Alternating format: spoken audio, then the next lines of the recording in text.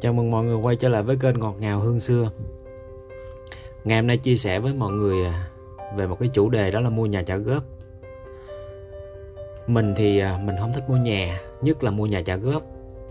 Nếu có mua thì mình sẽ mua đứt cái căn nhà, bởi lúc đó mình biết chắc chắn rằng là mình đủ khả năng mua và dư tiền mặt để đầu tư, cũng như là đề phòng rủi ro.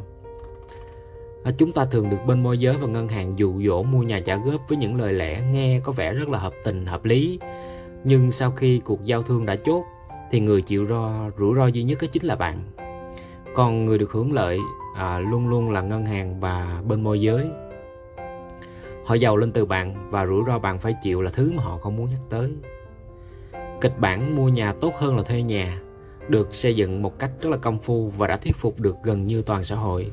Nếu như có ai đó đưa ra một ý kiến trái chiều thì sẽ bị nhìn với một cái ánh mắt rất là kỳ thị. Thứ nhất, môi giới và ngân hàng muốn bạn tin rằng là mua nhà trả góp là căn nhà đó thuộc về bạn. Một căn nhà bạn sở hữu không bị mất đi. Nhưng như là khi mà đi thuê nhà và bạn chỉ việc là góp tiền nhà định kỳ, nghe thì có vẻ rất là hợp lý, nhưng thực tế diễn ra thì như thế nào? Họ nói với bạn là nhà này là của bạn, nhưng không, nó chưa bao giờ là của bạn cho tới khi bạn trả hết cái đống nợ. Cái giá trị căn nhà nó tương đương đâu đó khoảng 50.000 đô cộng lãi. Bạn có nghĩa vụ trả tiền gốc lẫn lãi trong suốt 30 năm cuộc đời. Nếu bạn bị mất việc hay là vì một lý do nào đó mà bạn không trả được cho ngân hàng thì ngân hàng có toàn quyền thu hồi căn nhà ban đầu mà họ nói rằng chính là của bạn. Việc bạn có nghĩa vụ phải trả cả gốc lẫn lãi trong suốt ngần ấy năm, khoảng 3.000 đô một tháng, khiến cho sức thanh khoản của bạn cạn kiệt. Vì bạn không phải trả trong một năm mà bạn phải trả rất là nhiều năm, thậm chí cả đời. Thanh khoản mà thấp sẽ khiến cho bạn mặc dù có nhà đẹp nhưng như là ở mặt tiền mặt thì rất là thấp. Vừa nhận được lương là bạn phải trả cái số lương đó cho ngân hàng. Trong 30 năm này có rất nhiều thứ có thể xảy ra. Ví dụ như là muốn làm ăn kinh doanh hoặc là đầu tư, cũng có thể kinh tế đi xuống và bạn mất công việc đang làm, nguồn thu nhập bị cắt đứt và bạn không có khả năng tiếp tục trả nợ cho căn nhà mà bạn đang ở.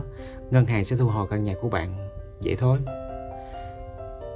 Theo công thức tính lãi suất mua nhà trả góp, số tiền bạn đóng cho những năm đầu tiên chủ yếu là lãi chứ không phải là tiền của căn nhà. Hay nói một cách khác là 3 năm đầu tiên gần như là bạn không có đầu tư được tí nào vào căn nhà mà chỉ trả lãi. Lợi ích chưa thấy đâu nhưng mà lãi thì nó ngập đầu bạn rồi. Nhiều người nghĩ rằng là thuê nhà là vứt tiền qua cửa sổ, nhưng đây là một cách hiểu sai lầm và hoàn toàn nó không hợp lý so với thời đại hiện nay. Thuê nhà nghĩa là bạn đang mua dịch vụ, không gian, mua sự thoải mái để tồn tại, sinh sống và phát triển. Nhờ có không gian và bạn làm được nhiều việc khác. Tại sao mà nghĩ là vứt tiền qua cửa sổ ta? Thuê nhà là một sự hợp tác giữa đôi bên cùng có lợi.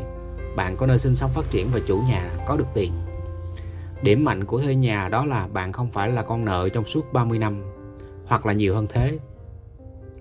Bạn tự do và không có nhiều trách nhiệm với căn nhà. Bạn có thể di chuyển bất kỳ nơi đâu nếu bạn muốn.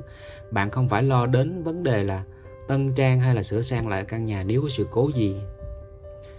Nói một cách tóm lại là người thuê nhà bỏ tiền ra để thoát được rủi ro, mua được sự tự do.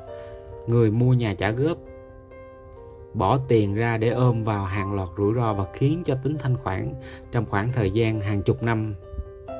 Người thuê nhà có một lợi thế khác, đó là vì họ không bị nhốt vào cái mảnh đất, không phải chịu rủi ro từ căn nhà cộng thêm nguồn vốn lưu động. Họ thường có đủ nguồn lực để đầu tư kinh doanh. Không những nguồn lực mà còn có tinh thần thoải mái vì không phải dính vào nợ nần. Họ chủ yếu sống dễ dàng hơn, chủ động hơn và lấy lãi để kinh doanh, đầu tư để sau này mua được căn nhà nào đó. Đây mới là chiến thuật. Chứ còn mua nhà trả góp thì bạn đang bị ngân hàng và môi giới dụ dỗ. Mình không muốn ôm vào trong người một đống nợ nần, xiềng xích trả góp trong suốt vài chục năm.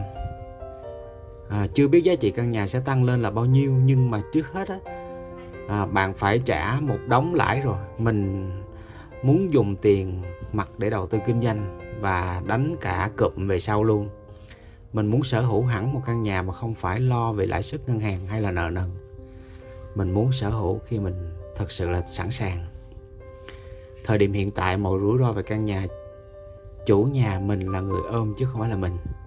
Và mình vui vẻ trả tiền nhà mỗi tháng để vừa không phải ôm rủi ro và có được không gian thoải mái cho đến khi mình chán ở một cái nơi nào đó. Mua nhà trả góp chỉ thật sự tốt khi bạn biết bạn có khả năng trả trong dài hạn và không muốn cam kết quá nhiều vốn trong hiện tại. Bởi vì thế cho nên thì thôi, mình về quê mình ở nhà tranh vậy.